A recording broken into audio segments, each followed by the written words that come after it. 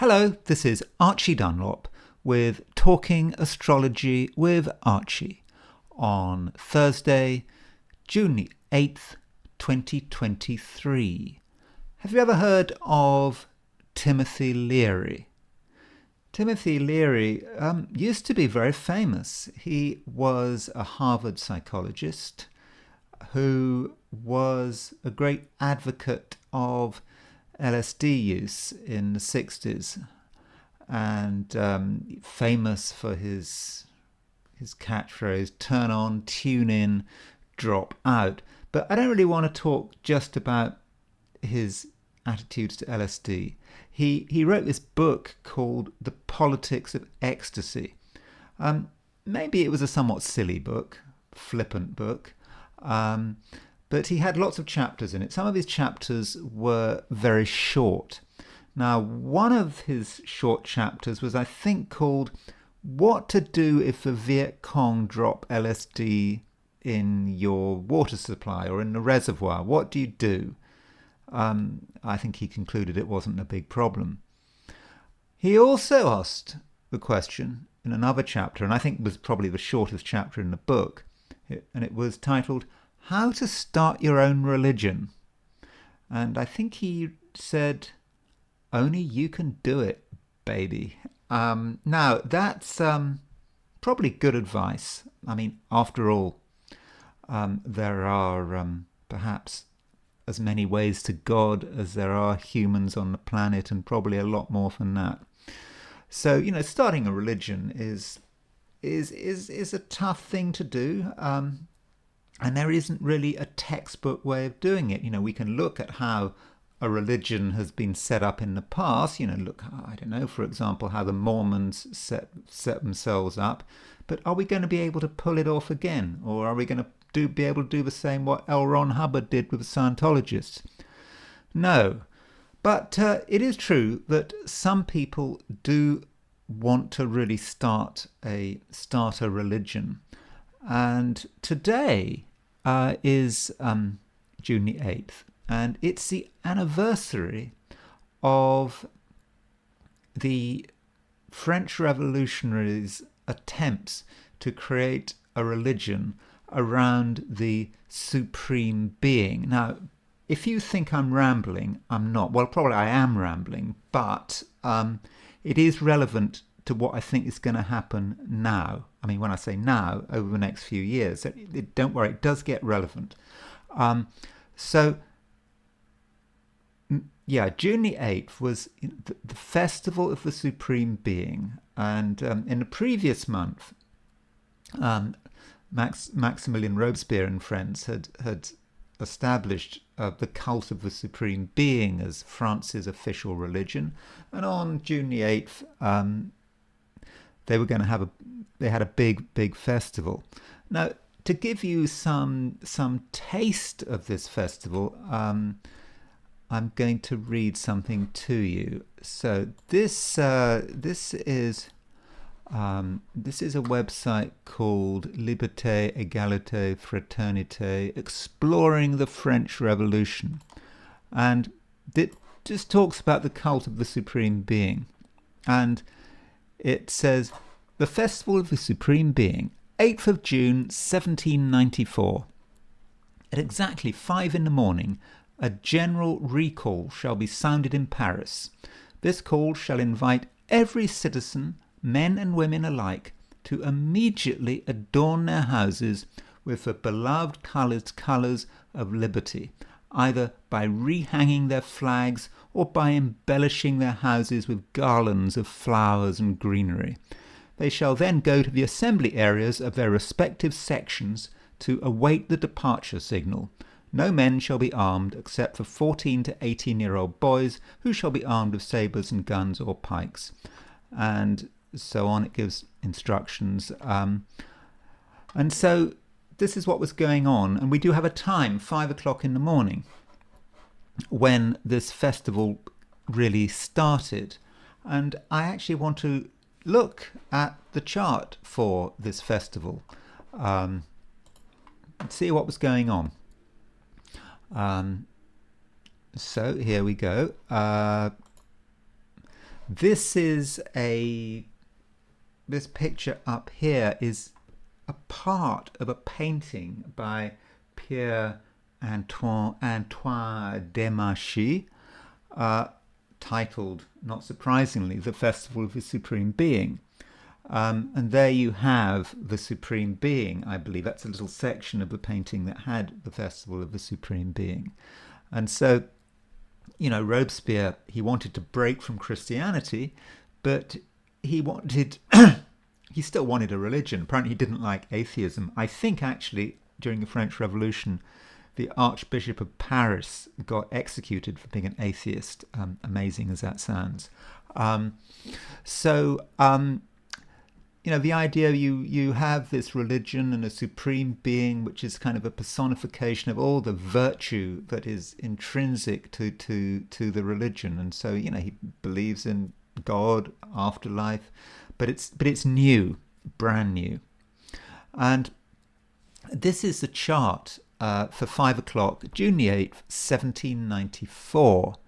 Now, what do you notice? What am I looking at? I'm looking at Pluto. Now, Pluto wasn't actually discovered until I think 1930, but I think it gives us an idea about perhaps what to expect over the next few years. I know Pluto's about to go back into Capricorn, but in January it will return to Aquarius, and we'll get to feel Pluto in Aquarius for the first time since the end of the 18th century.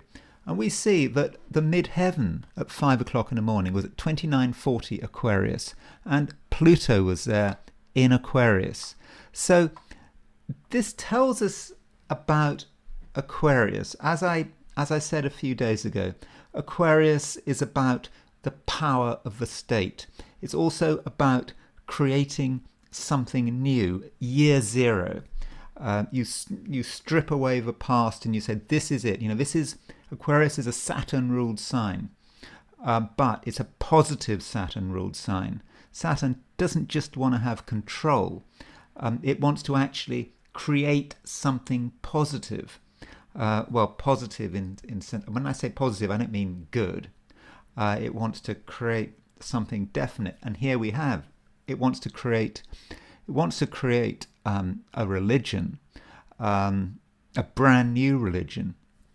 In fact, we say June the 8th, 1794, but by this time the revolutionaries in France had changed the name of all the months. It was actually the 20th of Prairial, using the French revolutionary calendar. And so, this is the kind of stuff we can expect when Pluto goes into Aquarius. It might not be as extreme as those few years in the French Revolution, but it's the idea of stripping away the past. We're now new, and I suppose the past can make it difficult to control people if they control their past. But by having a new by having a new future, changing everything, using different words, different language, forcing us to use different language, forcing us to change, even what we call the months, time. We can say that it's reactionary or whatever. I mean, you know what I'm saying, you know what I'm hinting at, but I'm not going to go all the way. So this is perhaps the kind of stuff we can expect, and what we might actually have to fight against. But I should say that within a few months, Robespierre was dead. A few months after the Festival of the Supreme Being, he himself had been guillotined. Anyway, I just wanted to throw that in, something for you to think about as you contemplate what Pluto in Aquarius might mean. Yes, it's about to go into Capricorn, but January of next year, Pluto is most certainly back in Aquarius, and it stays there until 2043. So, I suppose you came here to find out what was going to happen today. So thank you for hanging on, and thank you for indulging me. So here is today's astrology. This is a chart for June 8th, 2023, midday, New York. The moon is still in Aquarius. And, actually, I'm not particularly positive about today. I mean, what does the moon do in Aquarius? I mean, the moon, as I said yesterday when it was in Aquarius, is not particularly emotional. It's not particularly friendly. It's quite detached. Okay, it's friendly in a detached kind of way. And so we might find that people will say hello, they might talk about sort of factual stuff, but to really relate to people emotionally, I don't think so. It's not that kind of day. And you can see that the moon at 19 Aquarius is making a square to Uranus. And that's quite an angry square. People are going to be stubborn. They're going to be explosive. There's not going to be much flexibility. And when the moon moves on from that square to Uranus, it moves to a square of Mercury. So people are going to be stubborn and inflexible today. And there's going to be emotion, but emotion of the kind that, it's like temper, anger. I'm holding on to my feelings and I'm not prepared to compromise for anyone. So if we can compromise, maybe that's the best way of dealing with the situation. Let other people behave like walking pressure cookers, but do we have to behave in the same way ourselves? No, I don't think so. But really, the most important thing probably today, astrologically, is Jupiter and its connection with Mars and Pluto. Now, have a look at Mars. Mars is at 0 degrees Aquarius. Sorry, Pluto is at 7 degrees Aquarius. Mars is at 11 degrees Leo. So what is the midpoint between 0 Aquarius, 11 Leo? What is the midpoint? Well, it's about 5, and there we have it. There we have Jupiter on the Mars-Pluto midpoint. So what does that mean? So, Mars-Pluto is the principle of, massive pressure, bringing to bear our feelings as a way of getting results. And then Jupiter is a planet of, it's quite a fortunate planet usually, although as I've said, it can be connected with death. Jupiter is about using the power of our feelings to expand and to get results. So, if we are really, really desperate to get our way and we don't care who we hurt in the process, then that Jupiter on the Mars-Pluto midpoint, could be very powerful. We may see this manifesting on, in a global sense. People may be prepared to do anything to get their way. So that's something to look out for. I mean, for example, I've just been looking at, what's going on in the Ukraine. It looks like the Ukrainians destroyed a dam. I know the mainstream media is saying it's perhaps the Russians, but I think it looks pretty certain that it was the Ukrainians. Whatever it takes. The means justify the ends, don't they? So we're in that kind of environment with this Pluto, Leo, all with Leo, Aquarius, fixed signs, with all this stuff in Taurus making a T-square. It's all part of the same process where there's people are really, really wound up and they're prepared to do pretty much anything to get their way. This is the world we live in. Anyway, as far as my forecasts for the 12 signs are concerned, let's go. Here we go.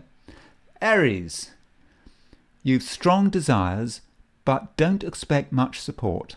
In terms of money, there could be a surprise. Taurus, you're unlikely to be very popular, but you can nonetheless make good progress.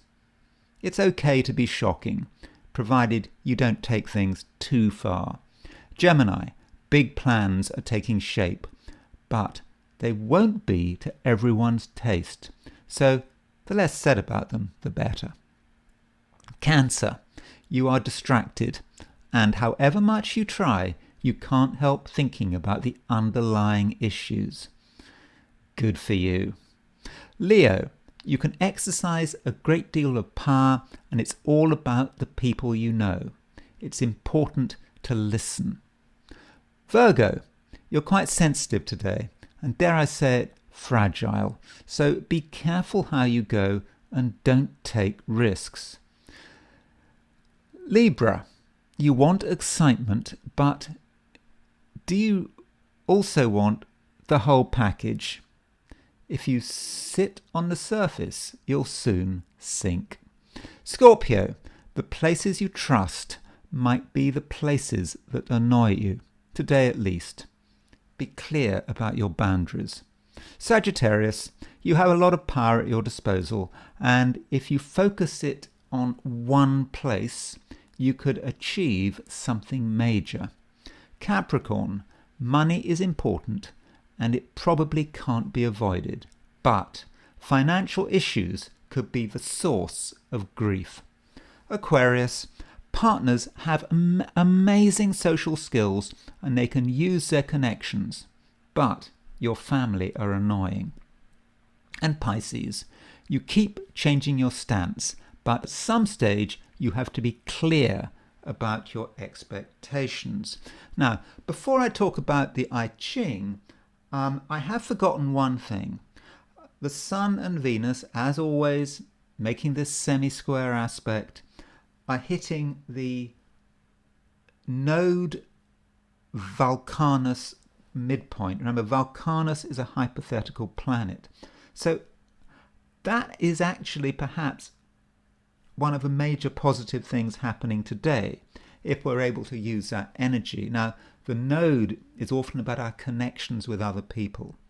And it seems that with the Sun hitting the node Vulcanus midpoint, it seems that we can get our way through our connections, through our networking. So our strength lies in the people we know. And if we can use all our connections, we could achieve something really amazing. Now, as far as the I Ching is concerned, the first hexagram I threw, remember I'm asking this question, what is Thursday going to be like for visitors to my YouTube channel? The first hexagram I got was number 52, which is the mountain. So the I Ching is suggesting that at the beginning of the day, it's probably a good idea to keep still. There's really nothing much that needs to be done, and it's probably advisable to do nothing. But there is a slight warning that, we mustn't let our ego get in the way. When we're keeping still, when we're not getting involved in what's going on around us, our ego wants attention. It wants people to notice what we're doing. But we've somehow got to, we've got to hold our ego back, because it's not serving us very well. And in the end, this hexagram number 52, moves to hexagram number 56. Now, hexagram number 56 represents the wanderer. It's about losing our connection, or deliberately giving up our connection with places we know, home and whatever, and just being free of all those attachments. Now, this is a one-day reading. It's not like you're some holy man in India who's been working in a bank and then suddenly decides that it's time to give up everything and spend the rest of his life wandering. This is more about how you feel by the end of the day and perhaps into tomorrow. It's time to just let go of all those attachments and just try wandering. Maybe literally wandering. Maybe go for a walk. Wander around your neighborhood. See what happens. Okay, I'm assuming your neighborhood isn't dangerous, but if your neighborhood isn't dangerous and it's a safe thing to do, going for a wander towards the end of the day might be a useful thing to do, and in a way you might be able to find yourself. Anyway, that's all I'm going to say for today. and I will talk to you tomorrow.